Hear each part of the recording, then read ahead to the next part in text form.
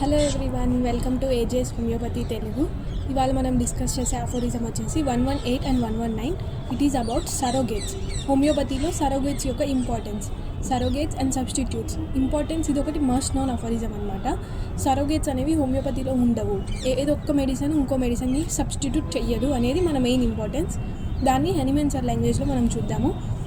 118 aphorism: every medicine exhibits peculiar action on the human frame. ప్రతి ఒక్క మెడిసిన్కి దాని ఒక పెక్యులియర్ యాక్షన్ ఉంటుంది అనమాట, హ్యూమన్లో ఎలా యాక్ట్ చేయాలి అనేది, which are not produced in exactly the same manner by any other medicinal substance of different kind. అలాంటి యాక్షనే వేరే ఏ మెడిసిన్ కూడా దాన్ని సేమ్గా ప్రొడ్యూస్ చేయలేదన్నమాట. ఒక సబ్స్టెన్స్ ఎలా అయితే ప్రొడ్యూస్ చేస్తుందో ఆ యాక్షన్ ఇంకొక మెడిసిన్ సబ్స్టిట్యూట్ చేయలేదు అనేది హనీమన్ సర్ 118 అఫోరిజంలో చెప్పారు. దాన్ని మనం సబ్స్టిట్యూట్ యా సరోగేట్ అని ఎగ్జామ్లో క్వశ్చన్స్ అడుగుతూ ఉంటారు. ప్రాక్టికల్ నాలెడ్జ్ కూడా చాలా ఇంపార్టెంట్ అనమాట. 119 అఫోరిజం, అందులో సెకండ్ ఫుట్ నోట్ ఉంది, అది చాలా జర్మన్ లాంగ్వేజ్లో ఉంది కాబట్టి దాన్ని లీవ్ చేయండి. 119 అఫోరిజంకి వచ్చేయండి. As certainly as every species of plant differ in its external form. ఏ ప్లాంట్నైనా మీరు చూసుకుంటే అది ఎక్స్టర్నల్ ఫామ్, దాని ఆకులు, దాని గ్రోత్ అన్నీ డిఫరెంట్గా ఉంటాయి, సేమ్గా ఉండదు. Mode of life and growth. దాని మోడ్ ఆఫ్ లైఫ్ అంటే అది ఎడారిలో పెరుగుతుంది, కొన్ని వాటర్ ప్లాంట్స్ ఉంటాయి, కొన్ని ఎడారిలో ఉంటాయి, కొన్ని నార్మల్గా ఉంటాయి.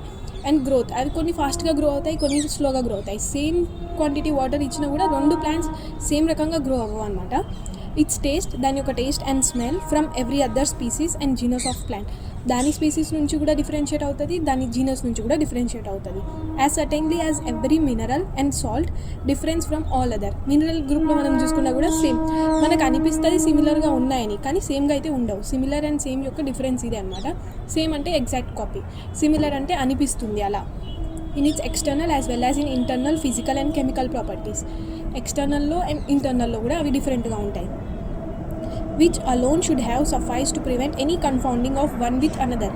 కన్ఫౌండింగ్ అంటే మిక్చర్, దీని నుంచి మనకి ఈజీగా డిఫరెన్షియేట్ అయిపోతుంది. మనం ఏ దాన్ని కన్ఫ్యూజ్ అవ్వాల్సిన అవసరం లేదు, మిక్చర్ చేయాల్సిన అవసరం కూడా ఉండదు. So certainly do they all differ and diverge among them self in their pathogenetic, consequently also in their therapeutic effects. Disease producing ఎఫెక్ట్స్లో కూడా రెండు మెడిసిన్స్ సేమ్గా ఉండవు, అండ్ క్యూరింగ్లో కూడా రెండు మెడిసిన్స్ సేమ్గా ఉండవు. ఫైనల్ డిఫరెన్షియేషన్ అనేది ఉంటుంది అనమాట.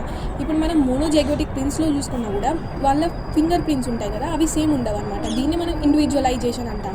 సేమ్ అక్కడ కూడా అప్లై అవుతుంది అనమాట. సో ఏ మెడిసినే కానీ ఇంకో దానికి సబ్స్టిట్యూట్గా ఉండదు. కెల్కేరియా కార్బ్ రెమెడీ అయితే కెల్కేరియా కార్బే ఉంటుంది, కానీ బెల్లడోనా దానికి రిలేషన్ ఉందని మనం సబ్స్టిట్యూట్గా ఇవ్వమన్నమాట. 100% సిమిలర్ మెడిసిన్ అదే వెళ్తుంది ఆ మనిషికి, సబ్స్టిట్యూట్ కానీ సరోగేట్ కానీ ఉండదు. అలాగే చదివేటప్పుడు కూడా మనకు అన్ని మెడిసిన్స్ మిక్స్గా అనిపిస్తాయి, కానీ దాని యొక్క కోర్లోకి మనం వెళ్తే ఎంత డిఫరెన్షియేషన్ ఉందో మనకు అర్థమైపోతుంది అనమాట. దీని అఫోరిజంలో థర్డ్ ఫుట్ నోట్ ఉంది, అది చాలా లెంతీగా ఉంది కాబట్టి నెక్స్ట్ వీడియోలో డిస్కస్ చేద్దాము. దాంతో ఎగ్జాంపుల్తో పాటు అర్థమవుతుంది.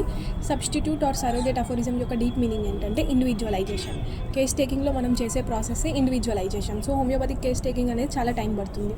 ప్రతి ఒక్క ఇండివిజువల్ ఎంత డిఫరెంటో ఆ ప్రాబ్లం కూడా వచ్చే ఇండివిజువల్లో అలాగే ఉంటుంది. హెయిర్ ఫాల్ అంటే ఒకరికి ముందు కంటే కొంచెం 2-3 స్టాండ్స్ హెయిర్ ఎక్కువ లాస్ అవుతుంది, ఇంకొకరికి చాలా బంచెస్లో వెళ్ళిపోతుంది. అలా మనం ఇండివిజువలైజేషన్ చేస్తామన్నమాట. ఆ పర్సన్కి ఏంటి, అది ఎలా ఎఫెక్ట్ అవుతుంది, కాన్స్టిపేషన్ కూడా ఆ పర్సన్కి ఏంటి అని. ఇండివిజువలైజేషన్ అనేది ప్రతి ఒక్క దాంతో, మెడిసిన్లో కూడా ఉంటుంది, ప్లాంట్లో ఉంటుంది, హ్యూమన్స్లో ఉంటుంది. ప్రతి ఒక్కరు యూనిక్ అనమాట, ప్రతి ఒక్కరు డిఫరెంట్. దాన్ని మనం ఫోకస్ చేస్తాం. Thank you.